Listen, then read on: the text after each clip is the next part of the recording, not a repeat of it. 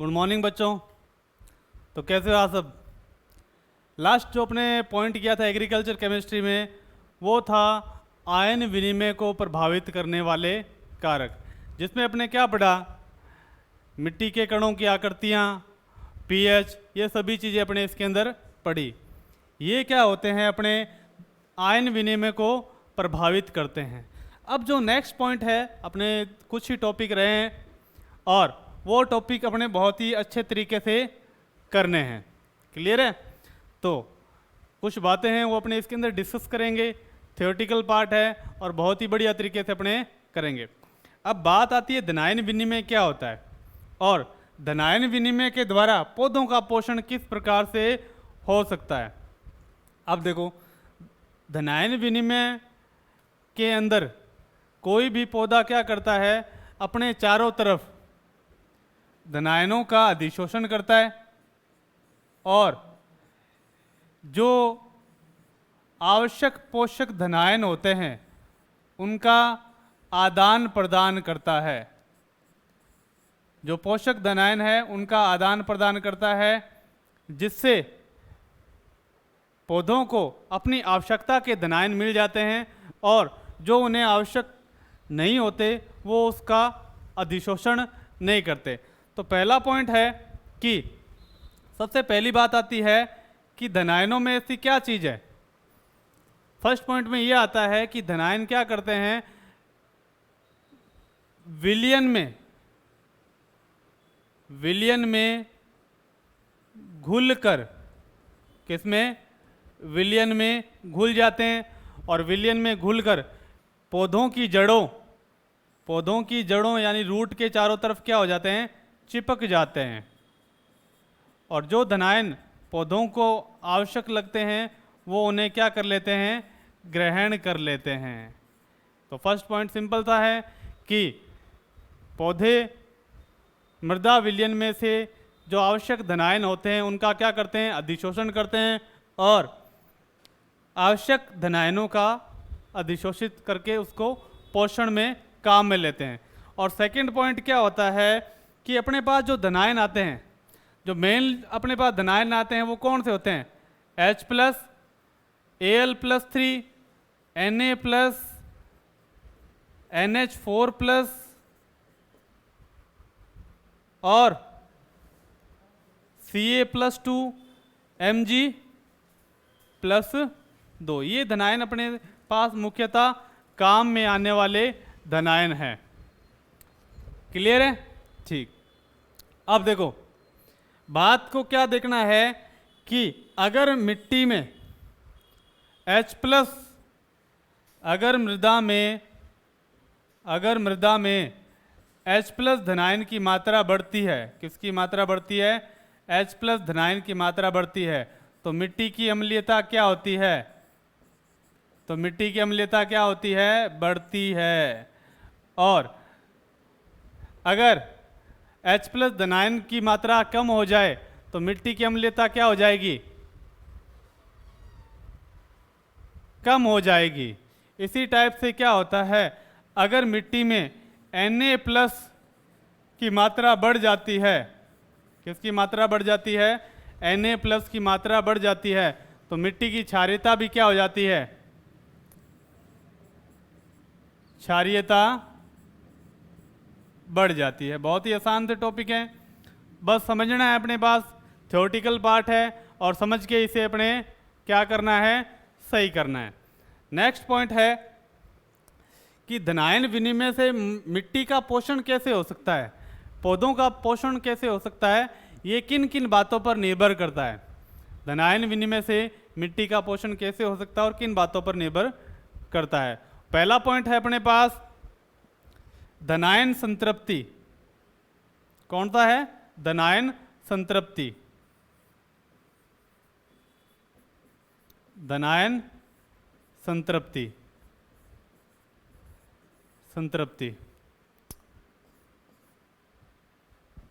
कहने की बात यह है कि आपको जो खाने को दिया जाएगा आप वही खाओगे, ऐसा तो है नहीं किसी की और की थाली से उठा के खाओगे। तो सिंपल सी बात यह है कि मिट्टी में जिस प्रकार का धनायन होगा वह उसी प्रकार के धनायन को अधिशोषित कर पाएगी। सिंपल सी बात है।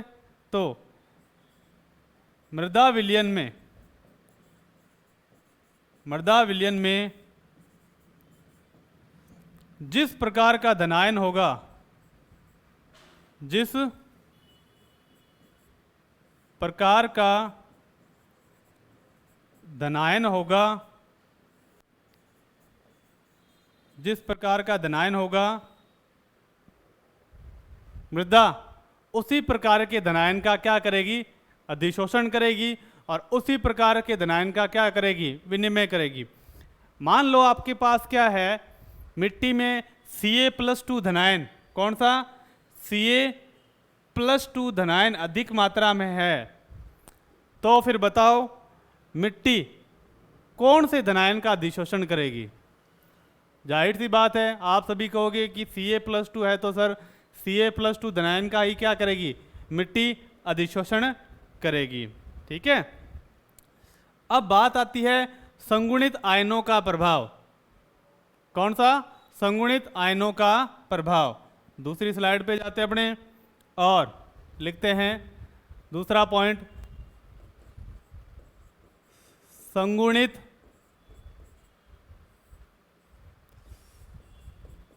आयनों का प्रभाव। संगुणित क्या होता है बच्चों? संगुणित क्या होता है? संगुणित होता है कि दो आयन आपस में इकट्ठे पाए जाएं। जब दो धनायन आपस में इकट्ठे पाए जाएं तो एक धनायन क्या करता है? दूसरे के प्रभाव को रोक देता है। क्या करता है? एक धनायन दूसरे के प्रभाव को रोक देता है। मान लो आपके क्लास में एक इंटेलिजेंट, दो इंटेलिजेंट है, एक ज़्यादा इंटेलिजेंट है, तो क्या होगा? तो ज़्यादा इंटेलिजेंट वाले को ज़्यादा महत्व दिया जाता है, और जो थोड़ा सा कम इंटेलिजेंट है तो वो भी इंटेलिजेंट, पर उसे थोड़ा सा महत्व कम दिया जाता है। तो इसमें अपने लिखते हैं कि एक धनायन के साथ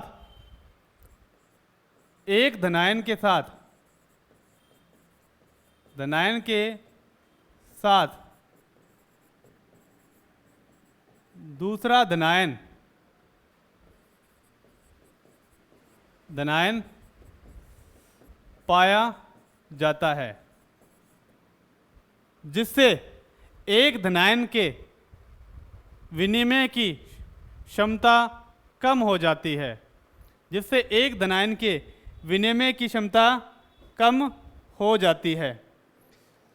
जैसे कैल्शियम अगर होगा, उदाहरण, अगर कैल्शियम है और अपने पास क्या है? पोटेशियम है, तो कैल्शियम क्या करता है? उसका अधिशोषण ज़्यादा होता है, उसका धनायन विनिमय ज़्यादा होता है। धनायन विनिमय क्या होता है? ज़्यादा होता है। और पोटेशियम का धनायन विनिमय क्या होता है? कम होता है। कब? जब कैल्शियम के साथ कौन पाया जाए? जब कैल्शियम के साथ कौन पाया जाए? पोटेशियम। तो कैल्शियम का जो धनायन विनिमय ज़्यादा होगा और पोटेशियम का धनायन विनिमय कम होगा। एक और उदाहरण दे लेते हैं अपने पास। अगर अपने पास पोटेशियम और मैग्नीशियम हो जाए, तो पोटेशियम व मैग्नीशियम हो जाए, K+ है और Mg+2 है, तो क्या होगा? पोटेशियम का धनायन विनिमय ज़्यादा होगा। पोटेशियम का धनायन विनिमय ज़्यादा होगा, यानी पोषक मात्रा में पौधे पोषक तत्व के रूप में अधिक किसको लेंगे? पोटेशियम को लेंगे, और मैग्नीशियम को क्या लेंगे? कम लेंगे। क्लियर है? ये पॉइंट हो गया क्लियर? तो अब नेक्स्ट पॉइंट की तरफ चलते हैं अपने। ठीक है, नेक्स्ट पॉइंट अपने पास कौन सा है? फटाफट से लिखेंगे। जो अपने पास थर्ड पॉइंट है, किसी को कुछ पता हो तो बताओ। कोलाइड के प्रकार। कोलाइड अपने पास 3 थे, मांटमोरिलोनाइट, इलाइट और केओलिनाइट।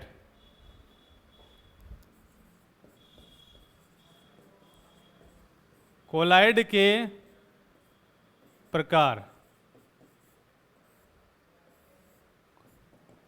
मृदा में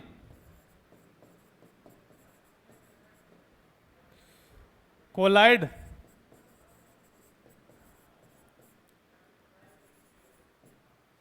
मात्रा बढ़ने पर, मात्रा बढ़ने पर धनायन विनिमय बढ़ता है, विनिमय बढ़ता है, और धनायन विनिमय बढ़ेगा तो पौधों को पोषक तत्व, तो पौधों को पोषक तत्व अधिक मात्रा में क्या होंगे, प्राप्त होंगे। अब बताओ सबसे अधिक धनायन विनिमय किस में होता है, कौन से मृदा कोलाइड में होता है? Mant Morillo night. अगर मांट मोरिलो नाइट है तो धनायन विनिमय की क्षमता बढ़ती है, यानी CEC कैटायन एक्सचेंज कैपेसिटी, धनायन विनिमय क्षमता बढ़ जाती है। अगर वही अपने पास केओलिनाइट हो तो क्या होगी, धनायन विनिमय क्षमता होती है कम है। अब नेक्स्ट पॉइंट है कि विनिमय क्षमता और मृदा उर्वरता, ठीक है, ये अपने डिस्कस करेंगे, ठीक है, इसके बारे में डिस्कस करेंगे और उसके बाद में अपने नेक्स्ट पॉइंट की तरफ चलेंगे जो अपने पास है, ठीक है। ये अभी अपने एक पॉइंट डिस्कस करने हैं सिर्फ, उसके बाद नेक्स्ट पॉइंट की तरफ चलेंगे, ठीक है।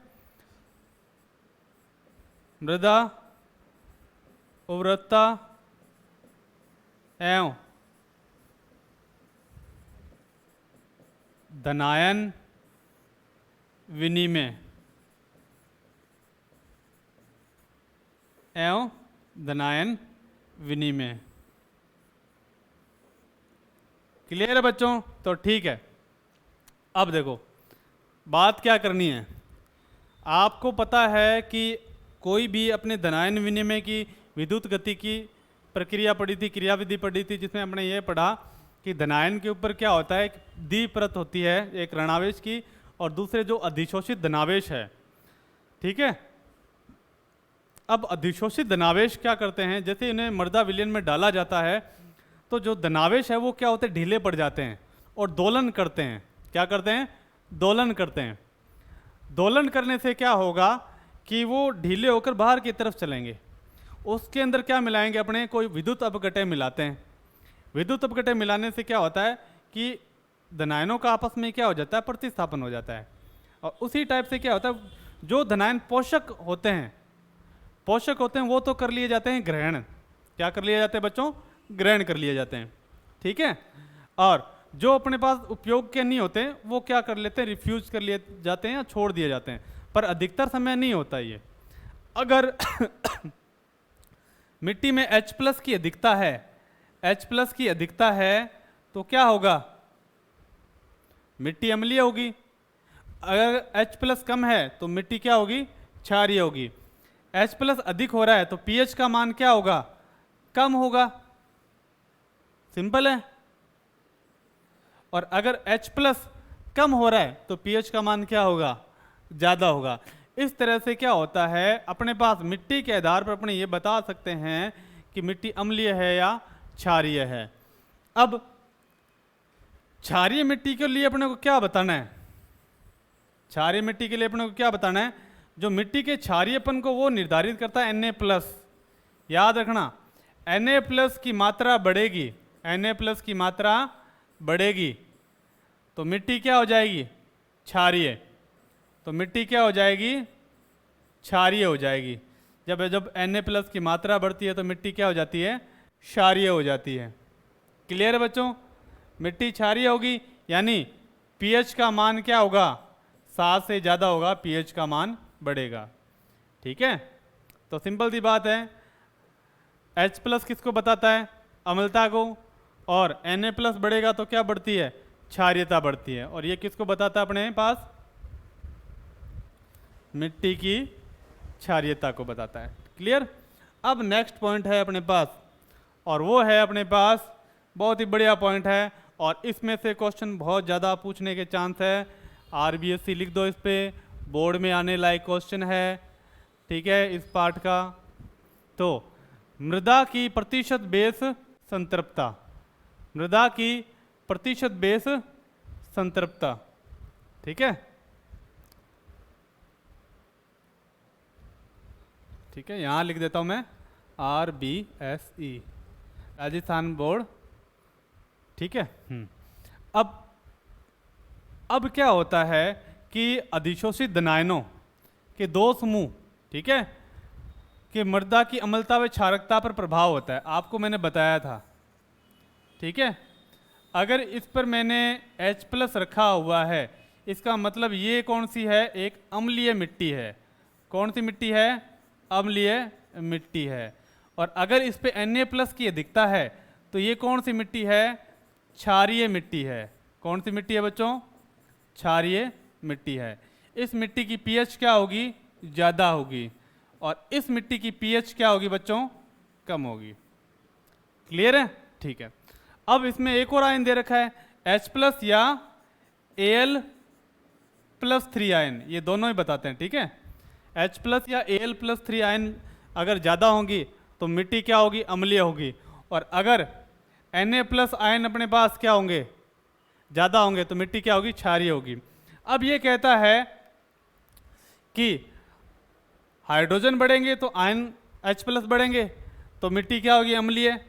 ठीक है, और उसी टाइप से क्या होता है, अगर Al+3 है, अगर +3 है तो एल्यूमिनियम क्या होता है, जल के साथ जुड़ता है। क्लियर है, एल्यूमिनियम ने क्या किया, Al+3 जल के साथ जुड़ा,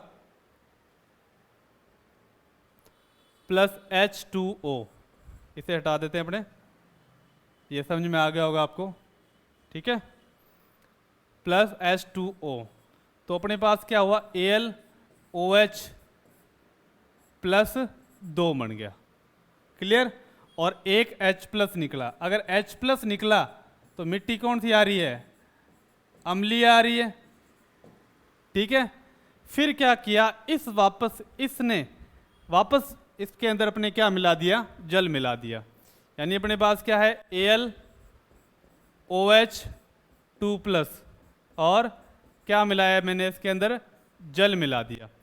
जल मिलाने के बाद में एक और OH इसके अंदर जुड़ जाता है, तो AlOH+, और वापस क्या निकल गया, H+, यानी मिट्टी अम्लीय अभी भी है। ठीक है, ठीक है। अब वापस इसकी विक्रिया कराई मैंने, AlOH+ की, जल डाला, और क्या बन गया, AlOH3+H+, तो अम्लीय मिट्टी। तो ध्यान देंगे। ठीक है, अब क्या होता है, एल्यूमिनियम विक्रिया करके जल के साथ क्या बना रहा है, लास्ट में एल्यूमिनियम हाइड्रोक्साइड बना रहा है, AlOH3, और H+ निकल रहा है। ठीक है, अब ज़्यादातर जो धनायन होते हैं वो क्या होते हैं, आपस में बदला बदली कर लेते हैं, अदला बदली, इसलिए जिन्हें क्या बोलते हैं, अपने विनिमयशील धनायन बोलते हैं। क्या बोलते हैं, विनिमयशील धनायन। धनायन को आपको बताया था मैंने, क्या बोलते हैं, भस्म, लास्ट क्लास में। ठीक है, और क्या बनाते हैं, मिट्टी को क्या बनाते हैं, क्षारीय बना देते हैं। अब इसकी परिभाषा लिखेंगे अपने, कोलाइडी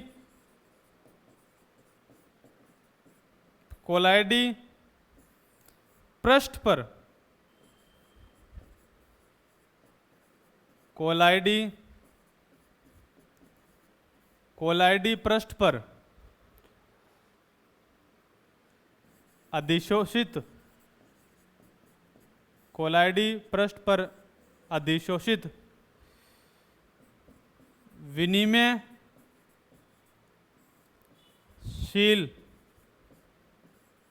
धनायनों की प्रतिशतता क्या कहलाती है, प्रतिशत बेस संतृप्ति। बेस होता है क्षारीय। ठीक है, प्रतिशत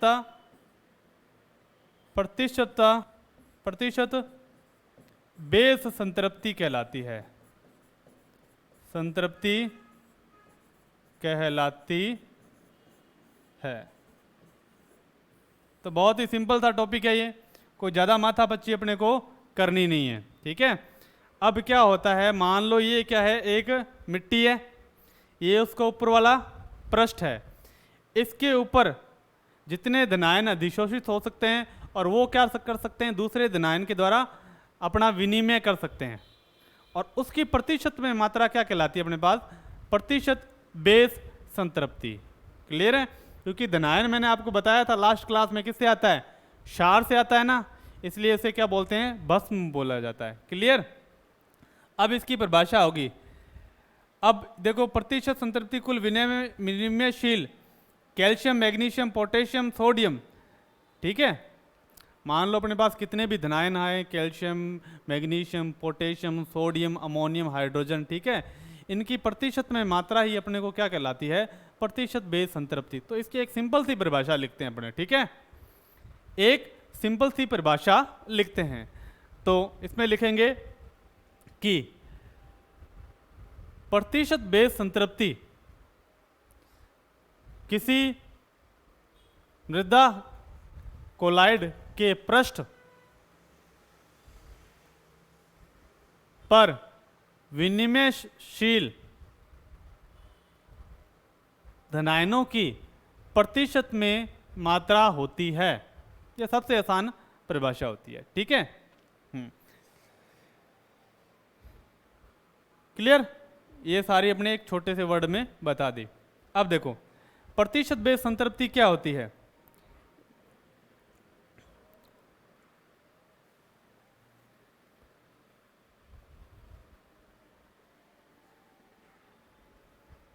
अब देखो प्रतिशत बेस संतृप्ति क्या होता है कि प्रतिशत बेस संतृप्ति क्या होती है, ये क्या होता है कि कुल विनिमयशील भस्म या धनायन, फिर यह समझाऊंगा सूत्र कैसे आया, और इसकी इकाई क्या होती है, सेंटीमोल पर केजी। क्लियर? मान लो आपके पास एक सतह है, उसके ऊपर कोई धनायन लगे हुए हैं, Ca+2, Mg+2H+, जो भी है, ये क्या विनिमय कर सकते हैं, यानी कुल कितने हुए, परत तो 100 की 100% है, उस पर धनायन कितने आएंगे, ठीक है। और नीचे अपने पास धनायन विनिमय क्षमता, धनायन विनिमय क्षमता, वो भी क्यों, इकाई क्या है, सेंटीमोल पर केजी। धनायन विनिमय क्षमता को किससे दिखाते हैं, CEC से, और गुणा में 100। क्लियर है? ये इसका सूत्र हो गया। अब इंग्लिश में लिख लेते हैं, तो 100 को पहले ले आते हैं, 100 कुल विनिमयशील को लिख देते हैं अपने S से लिखते हैं। क्लियर है? और धनायन विनिमय क्षमता को दिखा देते हैं T से, जरूरी नहीं है S, आप P से भी दिखा दो, कोई दिक्कत वाली बात नहीं है, पर साइड में लिख देना P बराबर कुल विनिमयशील धनायन, और इसको दिखाते हैं V से, तो ये शॉर्ट में इसका फॉर्मूला हो गया। क्लियर है?